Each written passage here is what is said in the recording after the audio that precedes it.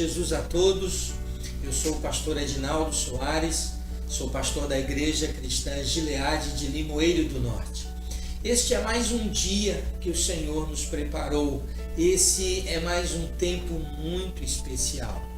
A Igreja Gileade tem a alegria, o prazer de poder hoje entrar em muitos lugares. São lares, são hospitais, são empresas, e nesse instante levar uma palavra de esperança, de alegria e paz. Quando Jesus fala sobre a paz que Ele nos oferece, Ele diz que a paz dele excede o meu entender. A paz de Jesus excede todas as minhas circunstâncias, independente se o que eu estou vivendo hoje é uma circunstância boa ou ruim. A paz de Jesus excede, é um prazer acima de todas essas situações. Ainda na palavra de Deus, no livro de Eclesiastes capítulo 3, ele diz que há um tempo para cada propósito debaixo do sol. E esse tempo é o agora, é o tempo de edificação, um tempo de crescimento através da palavra de Deus para a sua vida e para a sua família. Eu quero te fazer um convite muito especial. Venha nos conhecer pessoalmente, venha nos fazer uma visita. A Igreja Gileade em Limoeiro do Norte fica na rua Augusto Fidelis, número 2172, pertinho do Campo Florestal. E todo domingo nós temos 2 encontros. Um pela manhã, às 9 horas da manhã, começa às 9 da manhã, e um outro encontro à noite, que começa às 18 horas. Será um prazer, uma grande alegria receber você e a sua família. Vou deixar você na paz de Jesus, vou deixar você com mais uma programação preparada com muito carinho para você. Então aproveita, fica na paz de Jesus e na doce presença do Espírito Santo. Fica na paz. Como tem sido a sua vida? Como tem sido os seus momentos a sós com Deus? Esses dias eu recebi uma mensagem perguntando como tem sido a minha vida. Como tem sido a minha vida na meditação da palavra. E Deus tem me confrontado muito. Porque a gente tem falhado muito.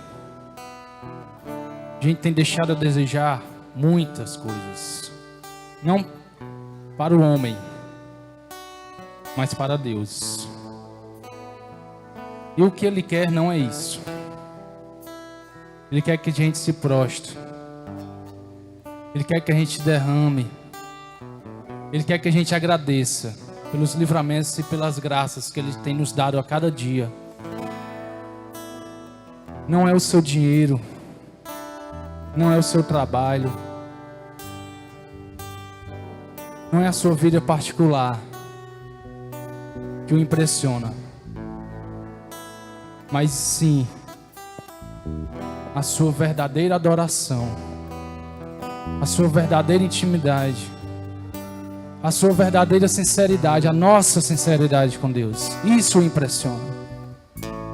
Eu queria que nessa noite você meditasse nessa canção e pedisse, onde tem 2 ou 3 reunidos, Ele está presente e Ele se encontra nesse lugar.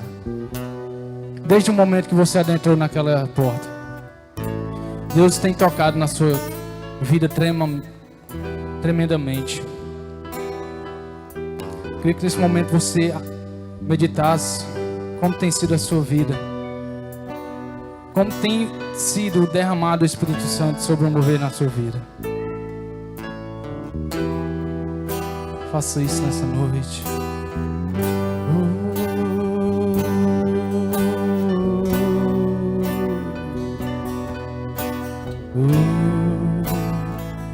Que Ele cresça, eu diminua,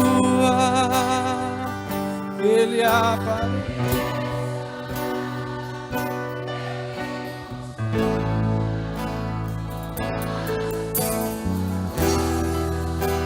E todo seu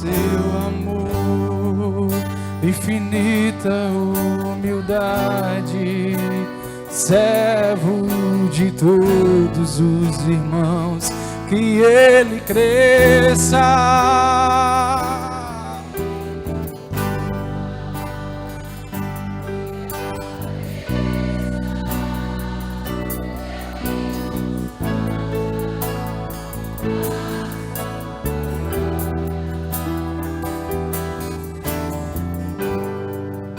Infinita humildade, servo de todos os irmãos.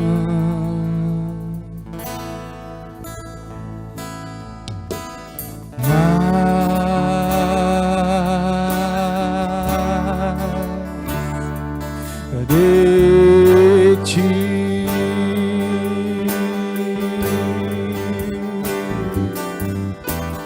mais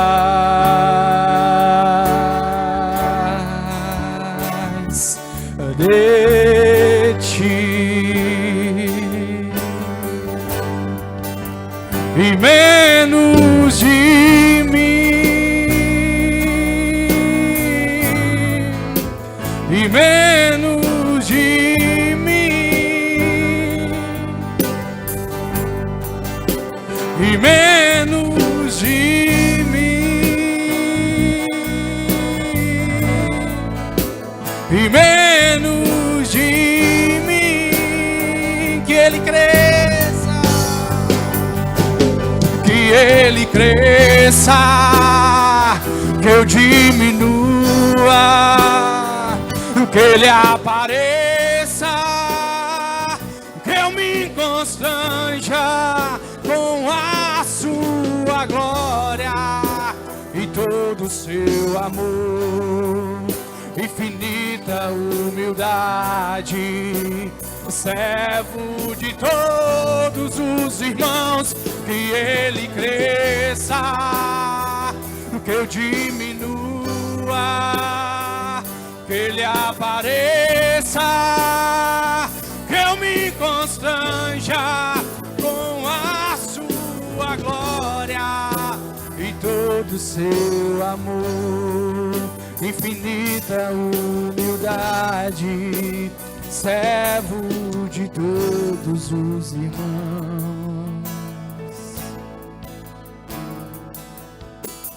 Mas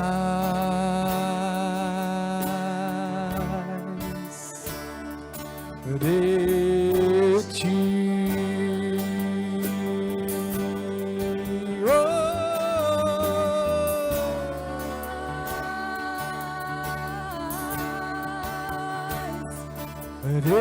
de ti. Hoje é dia de cura, hoje é dia de libertação, hoje é dia de renovo sobre essa igreja, sobre a nossa vida. Declare: menos de mim, e menos de mim, e menos de mim. Só a igreja, que ele cresça, que ele cresça.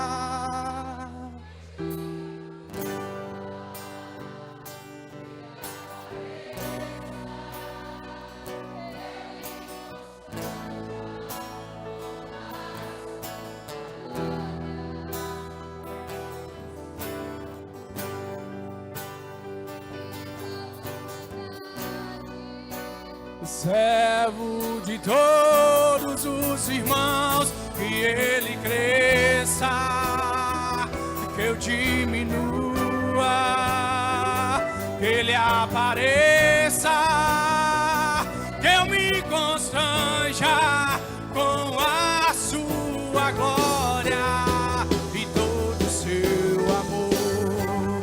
Infinita humildade, servo de todos os irmãos, que ele cresça, que eu diminua, que ele apareça, que eu me constranja com a sua glória e todo o seu amor.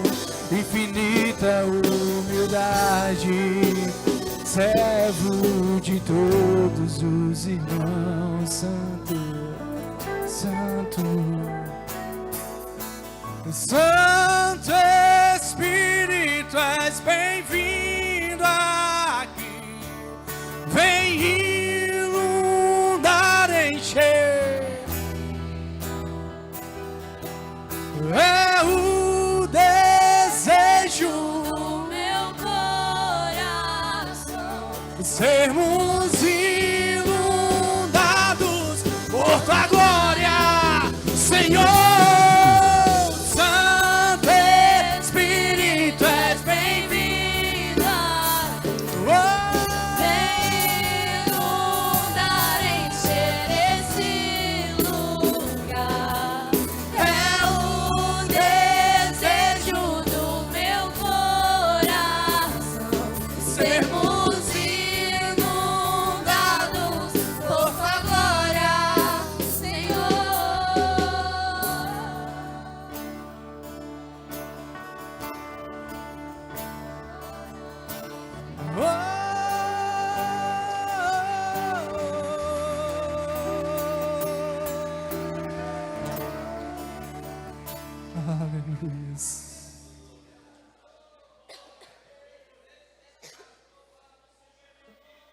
Aleluia.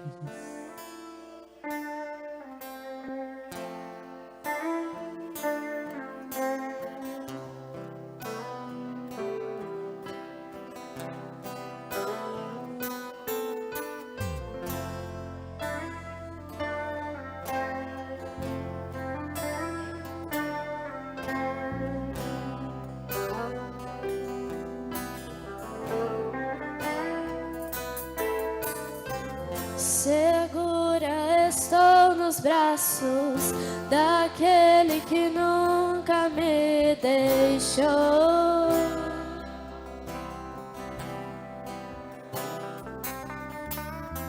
Seu amor perfeito sempre esteve repousado em mim.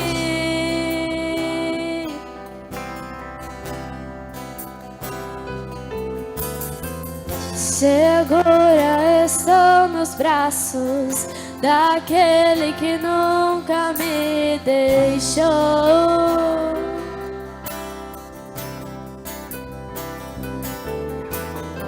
Seu amor perfeito sempre esteve repousando em mim. E se eu passar pelo vale, acharei conforto em teu amor, pois eu sei que és aquele que me guarda, me guarda. Em teus braços é o meu descanso, em teus braços é o descanso, em teus braços é o meu descanso, em teus braços é o meu descanso. Segura estou nos braços daquele que nunca me deixou.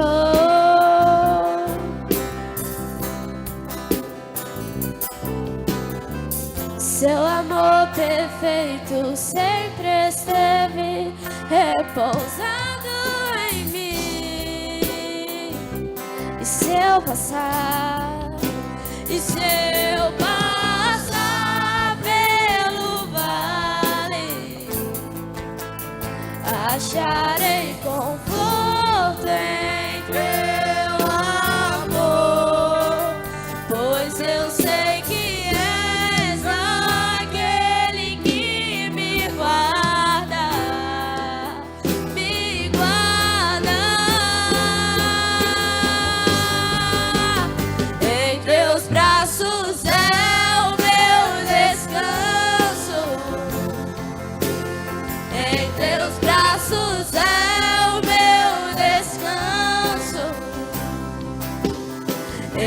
teus braços é o meu descanso. Em teus braços é o meu descanso.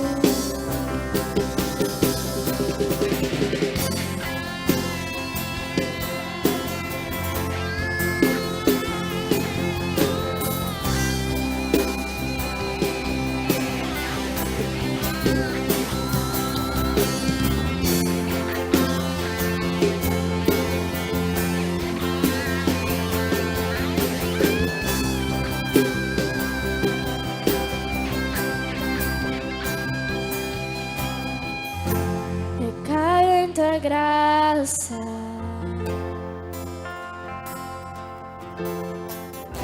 eu caio de novo em tuas mãos, eu caio em tua graça,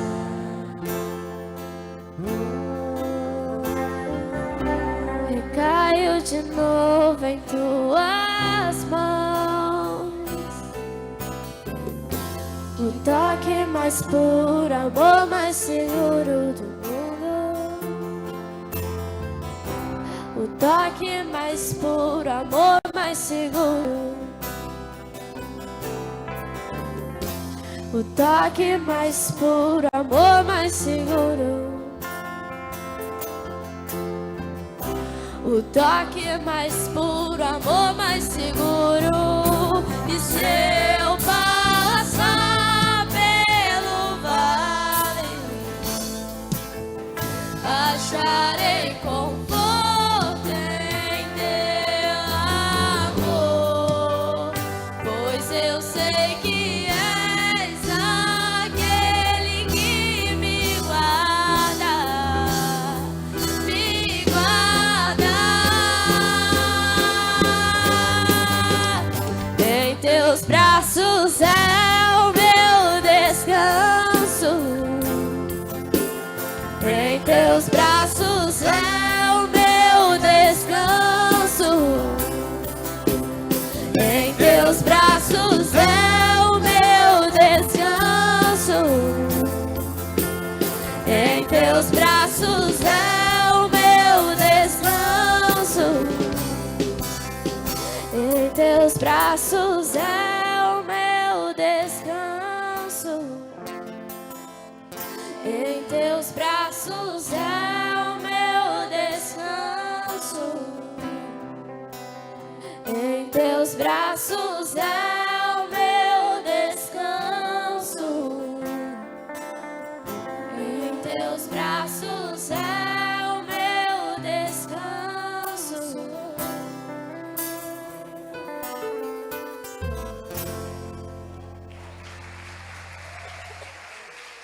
Abra sua Bíblia aí comigo, nós vamos fazer leituras em todos os evangelhos. Então, quero pedir que você mantenha, não apenas abra, mas você vai manter sua Bíblia aberta nos 4 evangelhos, nos textos que tratam da ressurreição de Jesus. A Sirlene já fez essa primeira abordagem, então você vai abrir comigo primeiro em Mateus.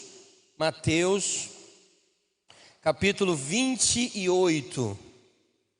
Mateus capítulo 28, nós vamos ler a partir do versículo 1 até o 10, né? Depois nós leremos também o texto de Marcos, de Lucas e de João. Por que eu quero fazer essa leitura para você? Nós temos 3 evangelhos nas Escrituras, chamado de evangelhos sinópticos. Você vai perceber uma leitura muito semelhante, guardada a ótica, guardada a visão daquele discípulo. E você tem o evangelho de João, que não se enquadra como um evangelho sinóptico. João, de todos eles, traz o maior acervo de detalhes. Você vai perceber na leitura, por exemplo, que uns vão dizer um anjo, outro vai dizer 2 anjos, outro já pinta detalhes. As mulheres entraram, não entraram, Então, em cada um desses evangelhos você tem uma visão específica, e eu gostaria de compartilhar com você essa narrativa do que diz as Escrituras. Mateus capítulo 28, você abriu aí? Se alguém perto de você está sem Bíblia, oferece a carona aí. Hoje nós estamos sem a projeção, mas aí é importante que você, manuseando a sua Bíblia aí, você possa fazer essa leitura comigo. Mateus 28 diz assim: e no fim do sábado, quando já despontava o primeiro dia da semana, Maria Madalena e a outra Maria foram ver o sepulcro. E eis que houvera um grande terremoto, porque um anjo do Senhor descendo do céu chegou, removendo a pedra, e sentou-se sobre ela. E o seu aspecto era como um relâmpago, e a sua veste branca como a neve. E os guardas, com medo dele, ficaram muito assombrados e como mortos, ou seja, desmaiados.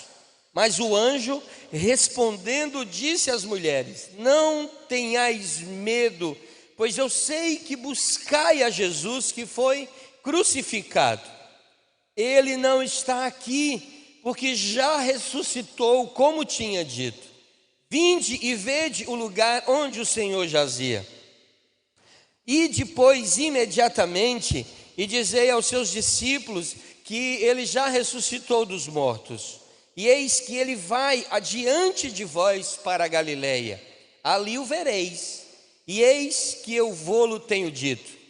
E saindo elas pressurosamente ou apressadamente do sepulcro, com temor, mas com grande alegria, correram e anunciá-lo aos seus discípulos.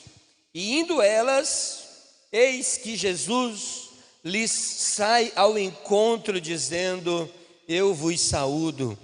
E elas, chegando, abraçaram os seus pés e o adoraram. Então Jesus disse-lhes: não temais, ide dizer a meus irmãos que vão a Galileia e lá me verão. Vamos para o texto de Marcos, Evangelho de Marcos.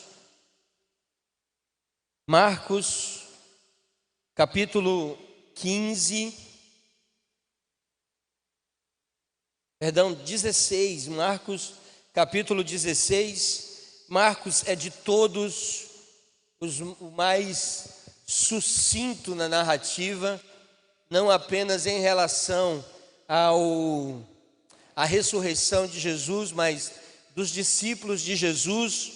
Marcos é o mais objetivo em suas descrições, mas ele acrescenta algumas informações. Marcos capítulo 16, o texto diz assim: e passado sábado, Maria Madalena, Salomé e Maria, mãe de Tiago, compraram aromas para irem ungí-lo. E no primeiro dia da semana foram ao sepulcro de manhã cedo, ao nascer do sol. E diziam umas às outras: quem nos removerá a pedra da porta do sepulcro? Veja que esse é um diálogo que você já não encontra em Mateus. Em Mateus você não encontra o diálogo das mulheres. Você apenas encontra as mulheres indo ao sepulcro e lá encontram a pedra já removida, mas encontram um anjo sobre aquela pedra que fala com elas. Aqui, Marcos acrescenta o diálogo, uma preocupação. Quem vai remover a pedra para que nós possamos entrar e ungir o corpo do mestre? Vamos lá, versículo 4. E olhando, viram que a pedra estava revolvida, e era uma pedra muito grande. Outra informação que Mateus não nos traz. E entrando no sepulcro, outra informação que não tem em Mateus, viram um jovem assentado à direita, vestido de uma roupa comprida e branca, e ficaram espantadas. Porém ele disse-lhes: não vos assusteis, buscais a Jesus, o Nazareno, que foi crucificado, já ressuscitou, não está aqui, eis o lugar onde o puseram. Mas ide e dizei a seus discípulos, olha uma informação nova, e a Pedro, há uma observação específica, e a Pedro, que ele vai adiante de vós para a Galileia, ali o vereis, como ele vos disse. E saindo elas apressadamente, fugiram do sepulcro, porque estavam possuídas de temor e assombro, e nada diziam a ninguém, porque temiam. Nós vamos acrescentando informações. Vamos agora para Lucas, texto de Lucas, capítulo 24. Lucas, capítulo 24.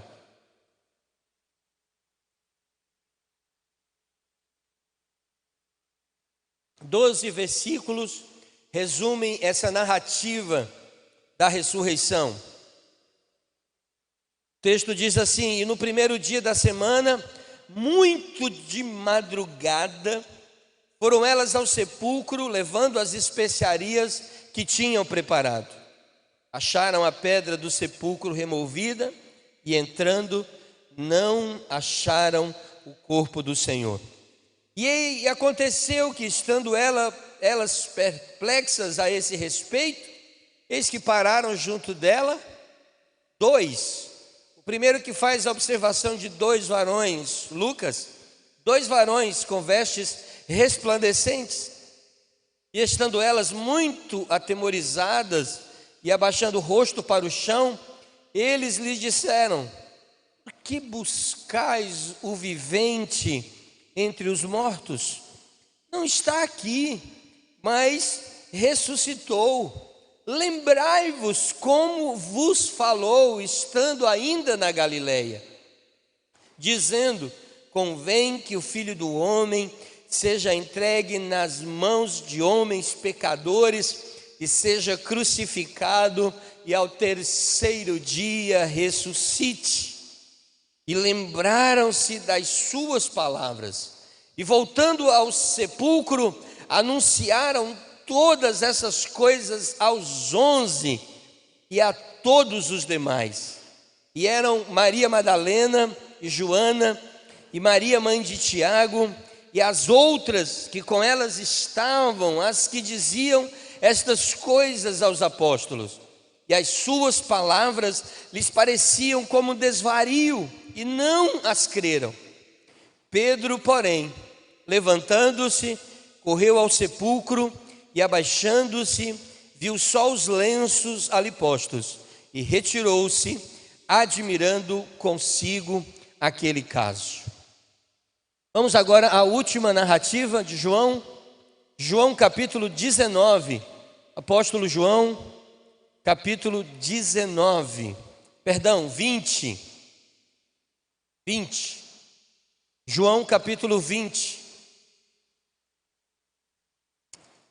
Na verdade, você vai perceber aqui a narrativa de João. O que mais nos chama a atenção nessa narrativa é a inclusão de João na história. Porque até então, nem Mateus, nem Marcos, nem Lucas citam a presença de João naquela ida ao sepulcro. Mas João não apenas cita a sua presença, como se estabelece como o discípulo a quem Jesus amava. Quando você lê esse texto e você vê a observação, discípulo a quem Jesus amava, é João se referindo dele mesmo. É João dizendo: eu sou o discípulo que Jesus amava.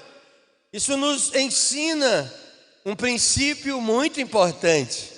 Enquanto muitos tratam do quanto nós devemos amar a Jesus, João, de forma muito clara, mostra o quanto ele era amado por Jesus. Essa deve ser a nossa maior alegria. Não a alegria de amarmos a Jesus, mas a alegria de sabermos que Ele nos amou primeiro. Que o maior amor é o amor dele para com a minha vida e não o meu para com ele. Eu vou lutar muito, irmãos, para entender o tamanho desse amor. mas quando eu percebo que eu sou amado pelo Senhor, nós corremos muito para sermos amados, uma luta para sermos amados, uma luta para sermos amados pela esposa, pelo marido, uma luta para sermos amados pelos amigos, pelas pessoas próximas da gente, uma luta para sermos amados. Tem muita gente que tira a sua própria vida, se mata porque não se sente amado, uma carência de amor. João, quando vai tratar da sua relação com o Senhor Jesus, João não trata do tamanho do amor que ele tinha pelo mestre, mas ele deixa claro o tamanho do amor que o mestre tinha pela vida dele. Ele disse: eu sou amado, eu sou um discípulo amado. E hoje nessa manhã, eu queria deixar isso claro para você. Você é amado pelo Senhor Jesus. Ele ama você. Ele ama você. Que você possa ir para a sua casa hoje, nessa manhã, completar esse domingo, sabendo do tamanho do amor que foi derramado sobre sua vida. Amém? João 20, o texto diz assim: e no primeiro dia da semana, Maria Madalena foi ao sepulcro de madrugada, sendo ainda escuro, e viu a pedra tirada do sepulcro. Correu, pois, e foi a Simão e ao outro discípulo a quem Jesus amava. Veja que na descrição de João não enfatiza a figura do anjo que estava lá, que removeu a pedra. Ele não destaca um anjo, dois anjos, ele vai direto ao ponto. No final do texto você vai ver uma descrição a respeito do anjo, mas ele vai direto ao texto. As mulheres chegaram, viu a pedra removida e elas correram para onde estava Simão Pedro e o outro discípulo, a quem Jesus amava, e disse-lhes: levaram o Senhor do sepulcro e não sabemos onde puseram. Então Pedro sai com o outro discípulo e foram ao sepulcro.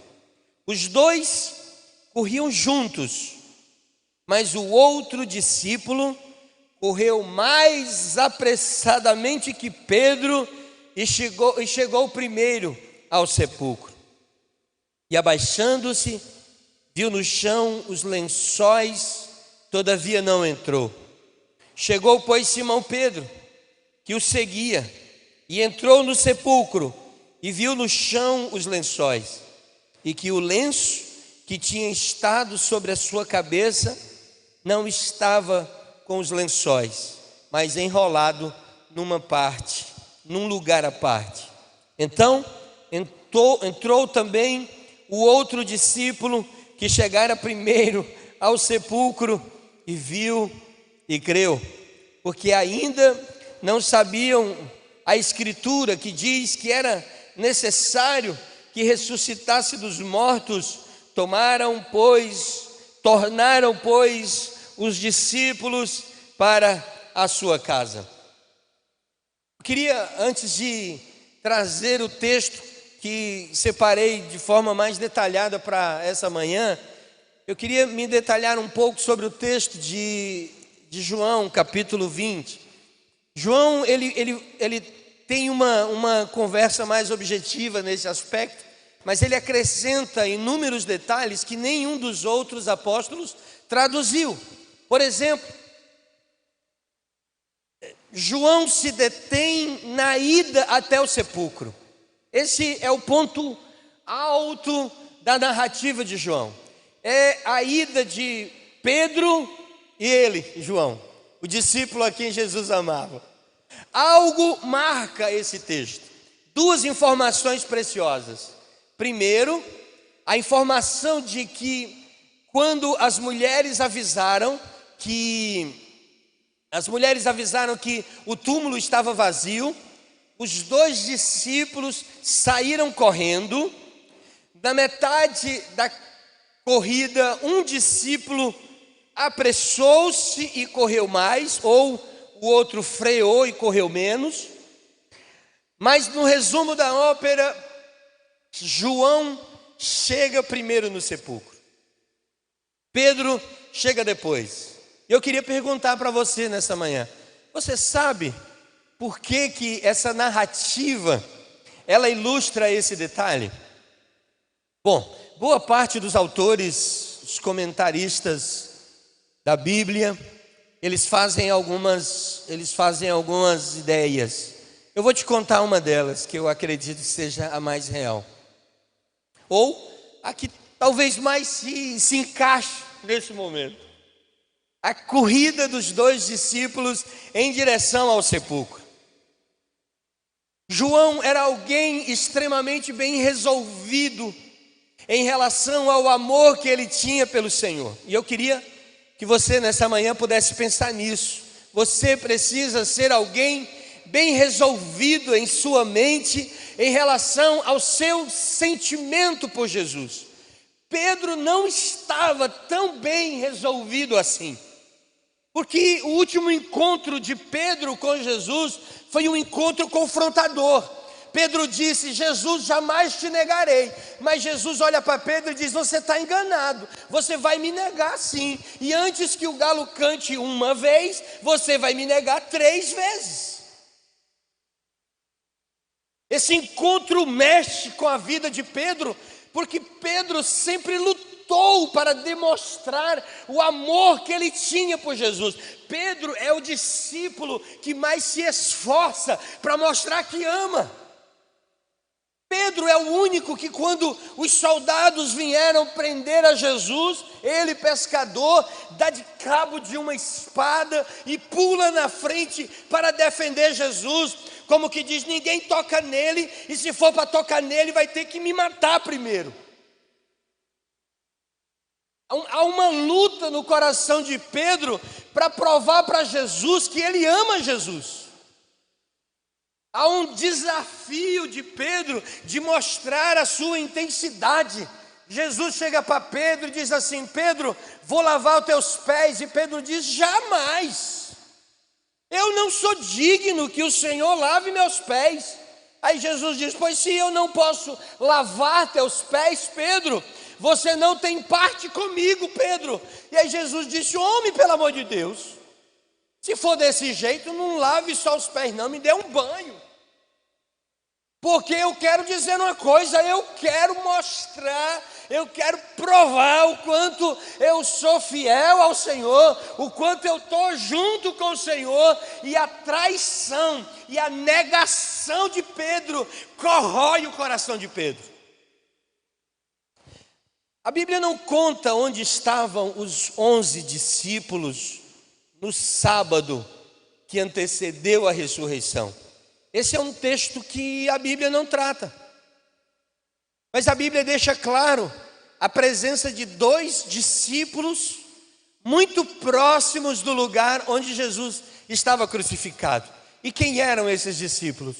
Pedro, o discípulo que queria provar que amava mais, e João, o discípulo que sabia que era muito amado.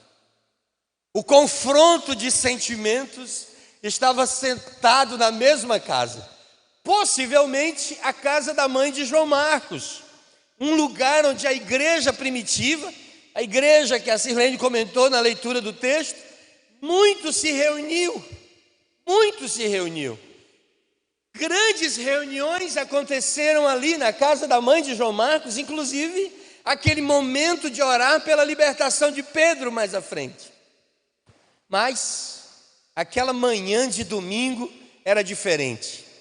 Se fosse aqui no Ceará, 2 redes armadas, ainda de madrugada, as mulheres vão para o sepulcro e eles ficam em casa.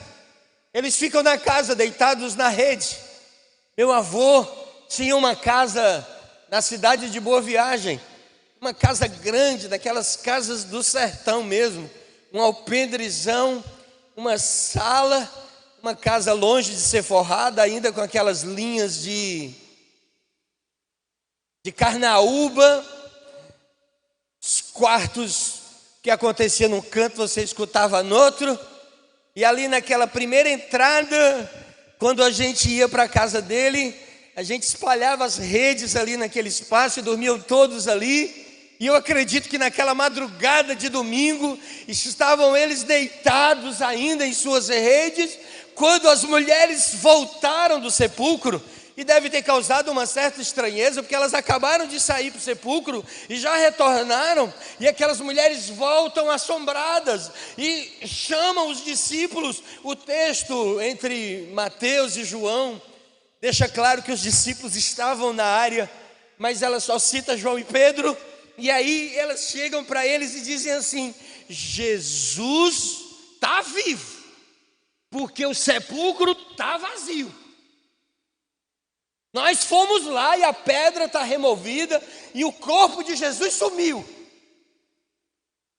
A Bíblia diz que os dois se levantaram, botaram a chinelinha nos pés e perna para que te quero, saíram correndo em direção ao sepulcro. Presta atenção comigo, não se perde na história não. Os dois estavam correndo e o pensamento na cabeça dos dois era o seguinte: vamos chegar lá, vamos ligeiro, vamos apressadamente. O sepulcro está vazio, bora correr. Na metade da corrida, uma coisa bateu na cabeça de Pedro.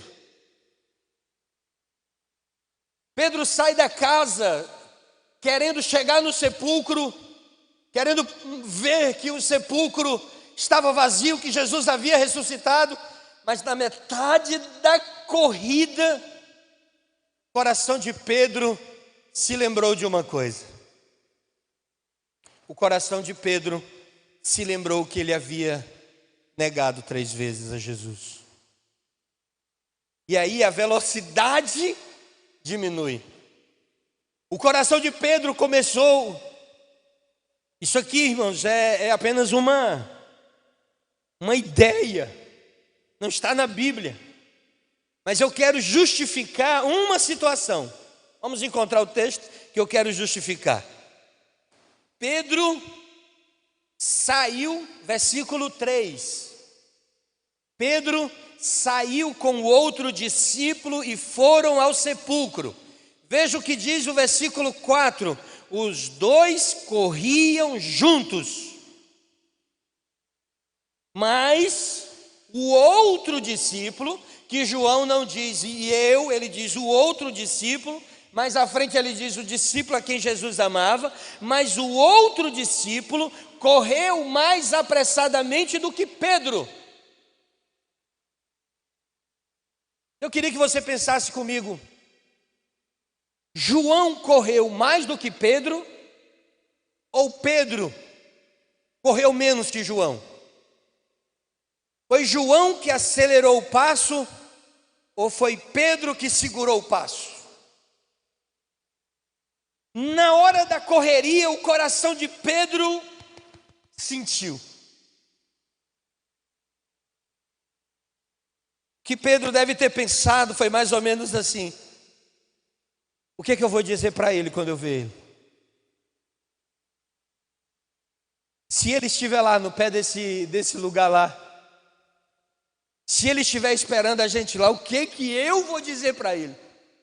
Eu que disse que não ia traí-lo, eu que disse que não ia negá-lo, eu que disse jamais te negarei, neguei 3 vezes. Diz que não conhecia, diz que nunca esteve com ele, diz que nunca andei com ele, diz que nem o conhecia. O que eu vou fazer? Isso começou a corroer a mente de Pedro e ele reduz o seu passo. João chega primeiro lugar. Quando João chega, João não entra, João se abaixa. João olha para dentro do sepulcro e vê os lençóis dobrados. Mas enquanto João estava abaixado olhando, chega Pedro. Pedro chega e diz assim: e aí, João? E João diz: estou vendo só os lençóis dobrados. João não entra, mas Pedro entra no sepulcro. Pedro entra no sepulcro e uma coisa chama a atenção de Pedro: os lençóis que envolviam o corpo estavam colocados ali, mas o lençol lençol que estava enrolado sobre o rosto de Jesus estava em um lugar à parte, como diz o versículo 7. E houve a certeza, houve a decisão no coração de Pedro: o Mestre está vivo, o Mestre ressuscitou. Eu queria só chamar a sua atenção antes de entrar efetivamente no texto de hoje, que é rapidinho também. Queria lembrar você que às vezes a maneira como nosso coração está diante do Senhor define o nosso ritmo na caminhada. Alguns mantêm o ritmo na caminhada, outros oscilam o seu ritmo. Alguns momentos freiam, outros praticamente param, porque os seus corações estão envolvidos em medos, em temores em relação às coisas que cometeram em sua vida, dos pecados que viveram em sua vida.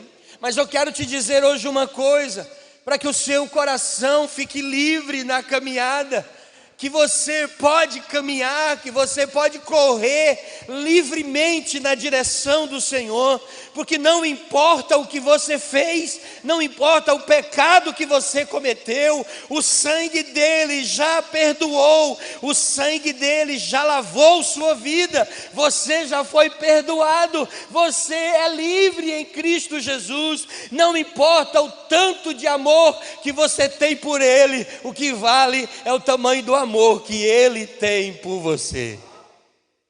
Quando você entende que o que vale é o amor dele por mim, eu posso correr livremente. Eu posso correr como João correu. João corre na direção de Jesus. João corre em direção ao sepulcro com seu coração leve. João diz: nada me impede, nada me prende, nada me freia, porque eu sei que ele me ama.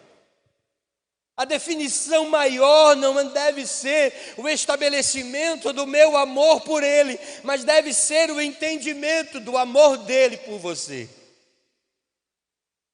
Nós vivemos o domingo da ressurreição, e esse domingo da ressurreição mostra exatamente isso. Como é lindo ver a manhã da ressurreição. O que acontece na manhã da ressurreição, na manhã daquele domingo, é maravilhoso. Como Jesus vai ao encontro. Jesus ressuscitado vai ao encontro. Jesus tem um encontro com aquelas mulheres. Jesus vai para Galileia para se encontrar com seus discípulos. Jesus vai se encontrar com Pedro. Jesus vai se encontrar com Tomé. Jesus vai se encontrar com as pessoas para demonstrar o quanto o amor dele precisa ser realçado na minha vida. Você não está nessa igreja porque você ama muito Jesus. Você está nessa igreja nessa manhã porque Jesus ama muito você. O segredo maior é compreendermos esse entendimento. Vivemos para tentar provar o nosso amor por ele, mas a cruz do Calvário representa o amor dele por mim. O maior de todos os amores da face da terra é o amor que ele tem pela minha vida. E eu não sou fácil, e eu sou pecador. Jesus é crucificado no final da sexta-feira.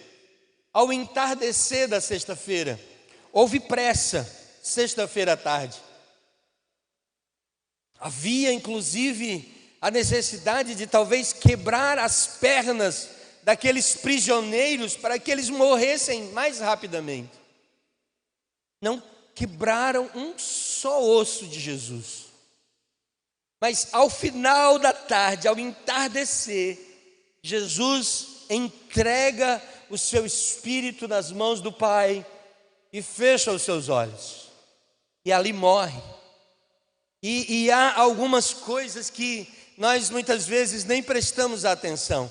Duas pessoas entram em cena Duas pessoas entram em cena. Um que foi procurar Jesus de noite, mas Jesus ainda vivo, que foi Nicodemos, que preparou ervas aromáticas para passar lá no corpo do mestre. Nicodemos vai até lá, prepara todo aquele momento para preparar o corpo de Jesus. E aparece um discípulo secreto, um discípulo que a gente não ouvia falar, chamado José, da cidade de Arimateia. Arimateia não era sobrenome, Arimateia era uma cidade. José era de uma cidade chamada Arimateia. E José vai até Pilatos, vai até os chefes e dizem assim: me deixa tirar o corpo desse homem, eu quero sepultá-lo. E a Bíblia o trata como discípulo de Jesus. Isso me chama a atenção também. Do mesmo jeito como tem aquela singularidade entre Pedro e João, há uma singularidade entre José de Arimateia e Nicodemos. A necessidade, irmãos, de nós, em determinados momentos da nossa vida, declararmos o nosso sentimento, declararmos a nossa verdade diante de Jesus. A minha vida precisa ser apresentada como uma vida de discípulo. José de Arimateia vai até Jesus e o chama de bom mestre. Jesus estava vivo, Jesus trata o coração dele. José de Arimateia não tem a mesma atitude, mas depois de morto, é ele que dá a cara a bater. É ele que vai diante das pessoas e diz: me dá o corpo desse justo. Eu sou um discípulo dele. No determinado momento da nossa vida, é importante que você se defina como discípulo de Jesus. É importante que você declare diante das pessoas: eu sou discípulo desse homem. Eu sirvo a esse homem. Esse Jesus não mudou apenas a história da humanidade, ele mudou a história da minha vida. Ele entrou na minha história. Era eu alguém condenado à morte, mas ele se colocou no meu lugar. Eu era o Barrabás, era eu o da fila da morte, era eu o que a cruz estava sendo preparada, mas ele tomou o meu lugar e morreu a minha morte, para que eu pudesse viver a vida dele. Hoje você vive a vida de Cristo Jesus. O apóstolo Paulo diz: não vivo mais eu, mas Cristo vive em mim. E a vida que agora vivo, vivo na vida do Filho de Deus. Aleluias! Esse é um tempo novo na nossa vida. Essa é uma perspectiva nova da nossa vida. Jesus morre no sábado, é sepultado no final da tarde. A história do cristianismo muda. Aquela sexta-feira cruel, mais conhecida nos nossos dias como a sexta-feira da paixão, Jesus ali é crucificado, morto e sepultado. Ele é sepultado ainda na sexta-feira. Não poderia ser sepultado no sábado. O sábado era um dia de descanso para o judeu. O fim da tarde ele é apressadamente. José de Arimateia consegue, porque era um homem influente, resolver as questões burocráticas. Pega o corpo de Jesus. Nicodemos cuida dos preparativos, prepara o corpo, joga algumas ervas, mas não consegue preparar como deveria preparar. Mas rapidamente ele é sepultado numa sepultura que nunca antes tinha sido utilizada. Mas eu queria te chamar a atenção: discípulos deixaram tudo para seguir a Jesus. Há 3 anos atrás daquela data, nós estamos aqui em Limoeiro há 5 anos. Vamos jogar 3 anos atrás, 2019, 2018, 2017, 2016. Em 2016, para você ter uma noção nossa real aqui, Jesus chega na Galileia, inicia seu ministério, é batizado por João Batista no Jordão e sai dali e começa a chamar 12 para caminhar com ele durante 3 anos. Pescadores, coletores de impostos, médicos, largaram tudo para viver aos pés de Jesus. Jesus chega para Pedro e diz assim: Pedro, larga essas redes. Você é pescador de peixes, mas eu vou tornar você um pescador de homens. Pedro larga suas redes, Tiago larga suas redes, Marcos, todos largaram tudo e durante 3 anos viveram dia após dia seguindo Jesus. Para onde Jesus ia, eles iam, dormiam ao lado, viviam essa relação próxima com Jesus, aprenderam, viram milagres, foram alvo de milagres. Jesus lapidou a vida dos discípulos, Jesus multiplica pães, mas Jesus também manda os discípulos multiplicarem. Quando os discípulos chegam para Jesus e dizem: mestre, a multidão está aí. Aí Jesus olha para os discípulos e diz assim: deem vocês mesmos de comer a esse povo. Jesus aconselha, Jesus atravessa o mar da Galileia 2 vezes com aqueles discípulos. A primeira vez ele dorme no barco, vem uma tempestade, ele acalma a tempestade. Outra vez ele manda eles atravessarem sozinhos a tempestade. Aqueles homens foram se tornando verdadeiros discípulos, foram se apaixonando pelo projeto, foram vendo que Jesus não era apenas um homem qualquer, mas era um rabi, era um rabone, era um mestre. E Pedro, de forma muito sábia e inspirada pelo Espírito Santo, revela aquilo que Jesus é e diz assim: tu és o Cristo. Cristo não era sobrenome de Jesus, Cristo significava o ungido. Tu és o ungido de Deus, tu és o Cristo.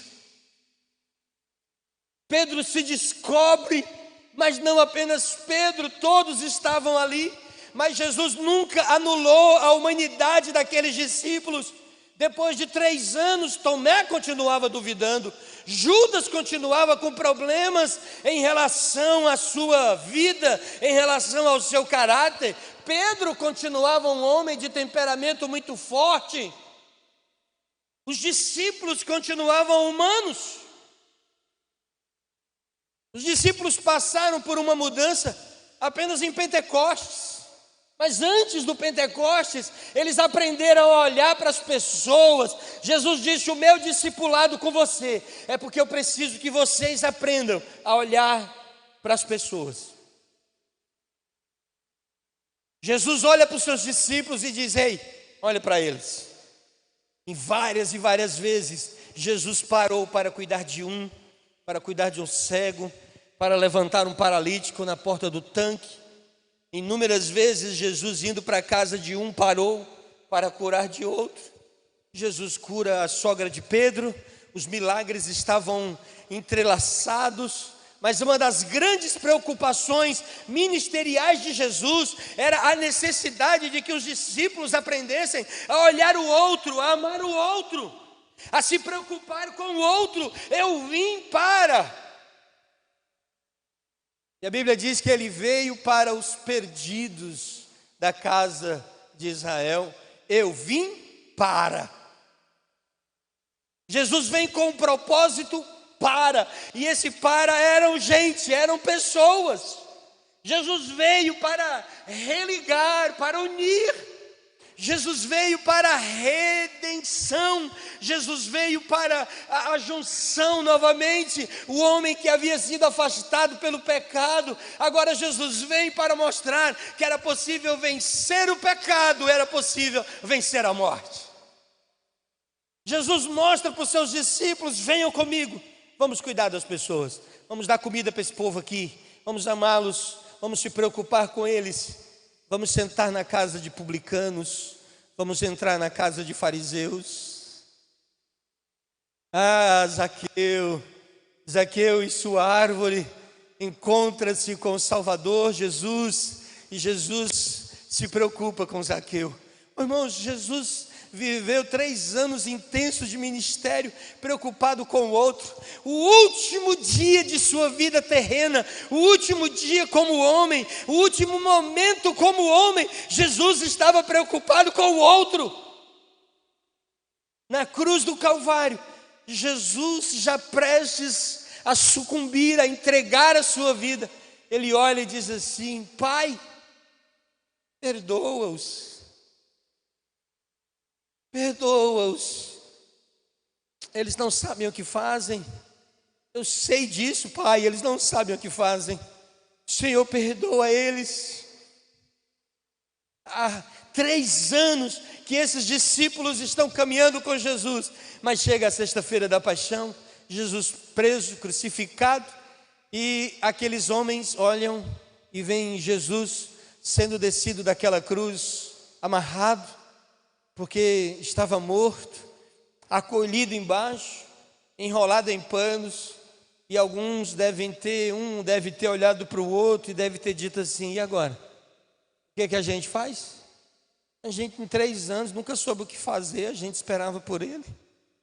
Para onde é que a gente vai agora? O que nós vamos fazer? Vamos voltar a pescar?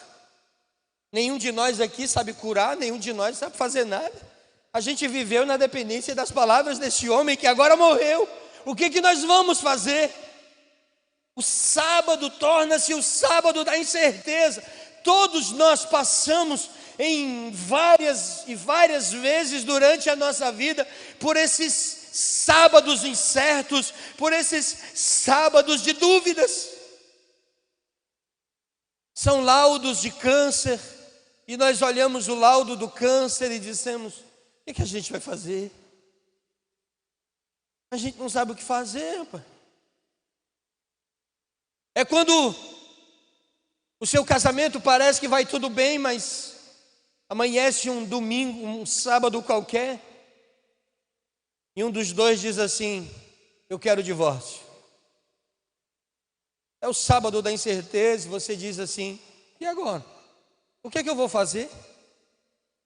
Eu sempre me lembro de uma irmã que congregava com a gente na Betesda do Carlito Pamplona. O esposo sempre resolveu tudo na vida dela. Ela nunca pagou uma conta, ela nunca saiu de casa para pagar uma conta. Tudo era ele que fazia. Nós chegamos na igreja num culto de manhã, e logo depois que nós estávamos na igreja, chegou um rapaz da companhia Docas do Ceará para informar que o irmão Fernandes tinha sofrido um acidente e tinha morrido lá. E aí o rapaz falou assim: eu vim aqui para onde vocês ir comigo lá, na casa da esposa, anunciar. E foi eu, na época o pastor Arnaldo e esse rapaz. Você foi? E quando nós chegamos lá, que aquela irmã nos viu na porta, ela disse assim: aconteceu alguma coisa. O que vocês estão fazendo aqui uma hora dessa? Fizeram para estar na igreja, o rapaz aí, e já foi sentando, irmãos. Ela disse: o que aconteceu com o Fernandes? E ela mesma foi dando as respostas, o que aconteceu com ele. Ele sofreu um acidente, e ela mesma disse: ele morreu. E ela olhou para a gente, depois de receber a notícia, e disse assim: me digam o que eu vou fazer, se eu não sei fazer nada. Como é que eu vou viver a minha vida se eu não sei fazer nada? Esse sentimento era o mesmo sentimento daqueles discípulos ali naquele sábado de manhã, ou ainda naquela sexta-feira à tarde. Nós vamos fazer o quê, rapaz? Era ele que dizia: vamos para lá, vamos para cá, pousemos aqui, preparem isso, preparem aquilo. Mas agora ele morreu. O sábado da incerteza, e o que você faz no sábado da incerteza define o seu domingo da ressurreição.